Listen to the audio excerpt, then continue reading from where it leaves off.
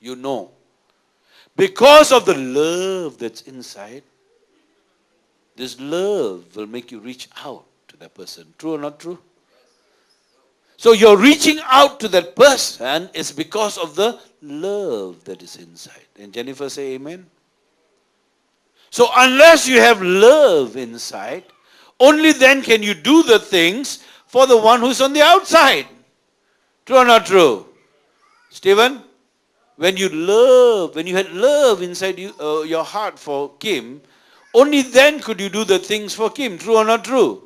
Right. So until the presence of God is in you, it will lead you to worship passionately. The worship leader does not have to tell you, raise up your hands. Because God's glory is present, that glory will push you to raise up your hands. That glory will push you to have passionate worship. That glory will push you to get connected to God. You cannot get connected to God through the music. You will get connected to God because He's present in here. Can I say an amen to that? So when God is present, you will have passionate worship. When God is present, no one can offend God. When God is present, you cannot offend God. You cannot put yourself first. God has to be first because He's present. If the king is present, let's just say the young di Pertuan Agong is present in this house, in this church right now, or in this room right now, he is present. You think you can offend him? You think you can come to him and say, yo, brother, how are you, man? How's life? Wonderful, yeah? Right. You'll be put under ISA, OSA. So unless the king is present, unless God is present, you cannot offend God. Otherwise, you will be offending God. Unless God is present, you know what will happen next? Unless God is present, there will be holiness, there will be purity, there will be zeal, there will be everything of God unless He is present. You cannot get holiness. You cannot get holiness by praying. You get holiness because the Holy One is in you. Did I speak in English just now? Shall I speak it in Chinese? I said you get holiness because of the Holy One that's in you. You cannot get holiness if the Holy One is not in you. And once God is present, not only will there be holiness and purity, there will be conversion of hearts. You see, so many times pastors have got to give advice. Call this person, call that person, call this family, call that couple, call this young lady, call that old man, give advice. You know, brother, I'm telling you, as the pastor of this house, stop doing this, and you young man, stop dealing with drugs, and you stop. You see, every time the pastor has to give advice. Why?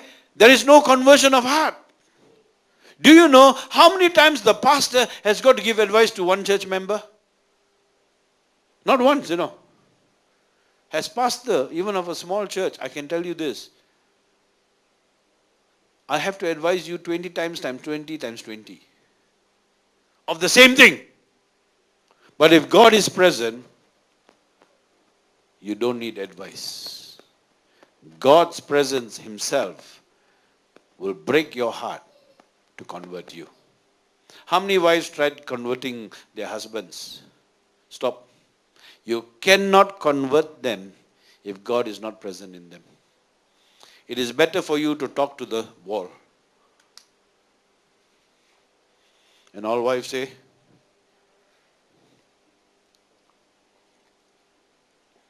and all husbands, you cannot convert your wife. Better for you to talk to the wood.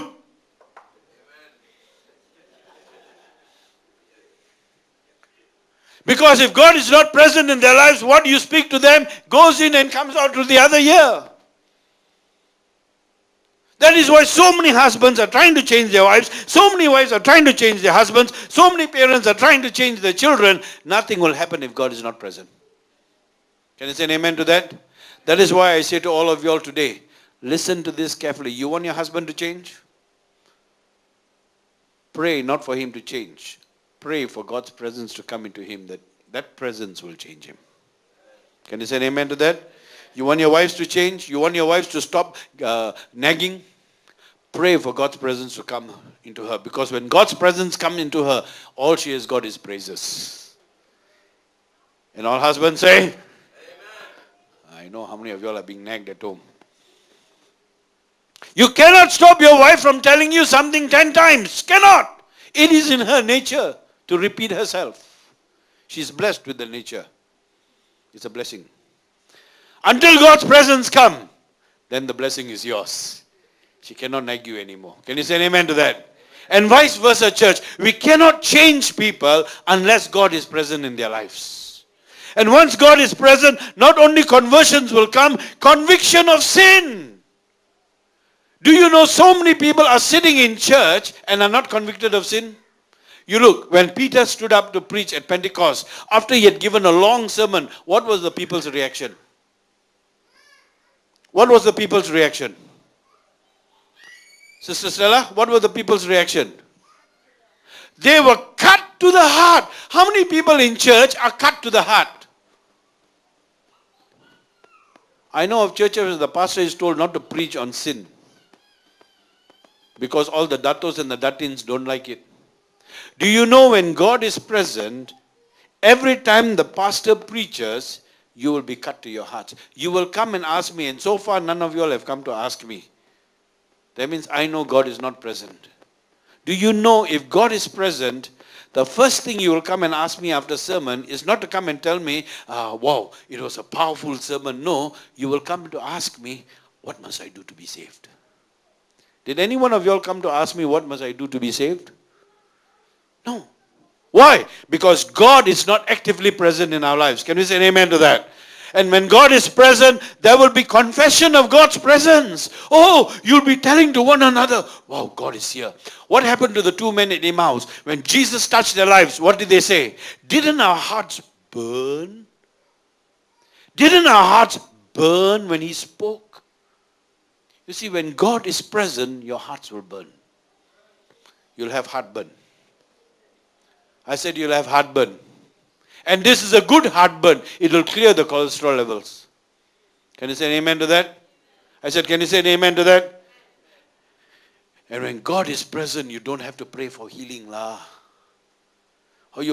pastor's job will be so simple. If every one of you carry the presence of God, his job is so simple. The minute he raises his hands, healing takes place. The minute he walks in, all the devils move out. Imagine, every one of you carry the presence of God. The minute the pastor walks in, all the devils have gone out to the coffee shop the other side. Or there's another church called the Church of Numbers. Empat Eko. They will go there. Can you say an amen to that? Now let's see what happens when God is not present. When God is not present, sin, fornication, adultery, divorces, all kinds of sin is rampant in the church. Do you know in so many churches, there are people sitting down in the church and yet committing sin? Why? God is not present.